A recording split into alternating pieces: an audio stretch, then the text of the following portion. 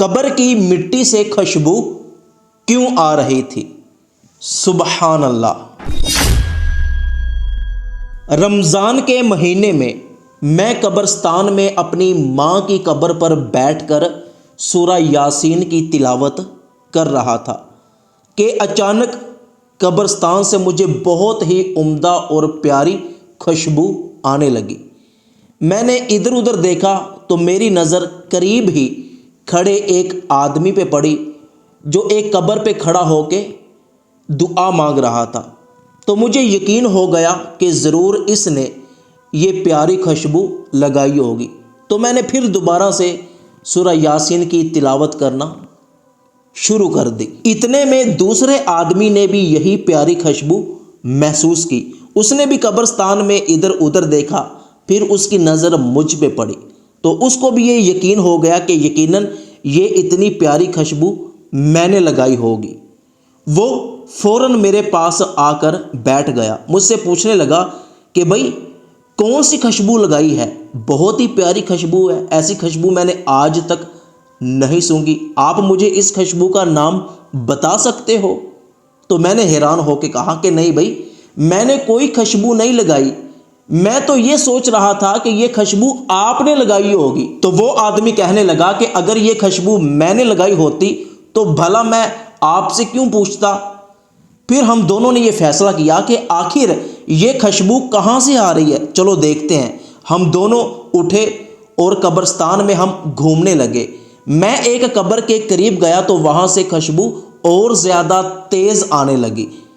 میں نے دوسرے آدمی کو بلایا کہ یہاں آؤ، یہاں سے خوشبو آ رہی ہے۔ وہ آدمی جب میرے پاس آیا، ہم دونوں اس قبر پہ بیٹھے۔ جب اس قبر کی مٹی کو سونگھا تو خدا کی قسم ایسی عمدہ قسم کی اور پیاری خوشبو آ رہی تھی کہ اس طرح کی خوشبو ہم نے پوری زندگی میں نہیں سونگھی تھی۔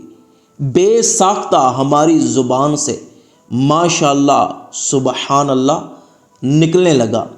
اتنے میں ایک اور آدمی قبرستان میں آیا۔ جب اس نے دیکھا کہ ہم دونوں قبر پہ جھک کے کچھ سونگ رہے ہیں، وہ کہنے لگا کہ بھائی کیا کر رہے ہو؟ تو ہم نے کہا کہ آؤ قبر کی مٹی کو سونگو، دیکھو کتنی پیاری خوشبو آ رہی ہے۔ جب اس نے بھی قبر کی مٹی کو سونگا تو وہ بھی سبحان اللہ ماشاءاللہ کہنے لگا۔ ہم نے اس سے پوچھا کہ تم اس علاقے کے رہنے والے ہو، بتاؤ یہ قبر کس کی ہے اور یہ کیا کیا کرتا تھا؟ تو اس نے بتایا کہ یہ ایک ایسے نوجوان کی قبر ہے کہ جس کو تنہائی کی حالت میں ایک عورت نے دعوت گناہ دی تھی، لیکن اس نے اپنے جسم پہ غلاظت مل لی تھی تاکہ وہ گناہ سے بچ سکے۔ تو عورت سمجھنے لگی کہ یہ تو پاگل ہے جس نے اپنے جسم کو گندا کر لیا۔ جب وہ نوجوان مر گیا تو تب سے لے کے آج تک اس کی قبر سے خوشبو آیا کرتی ہے۔ تو یہ منظر اپنی آنکھوں سے دیکھ کر ہم سبحان اللہ کہنے لگے اور قبرستان سے واپس گھر کی طرف آ گئے۔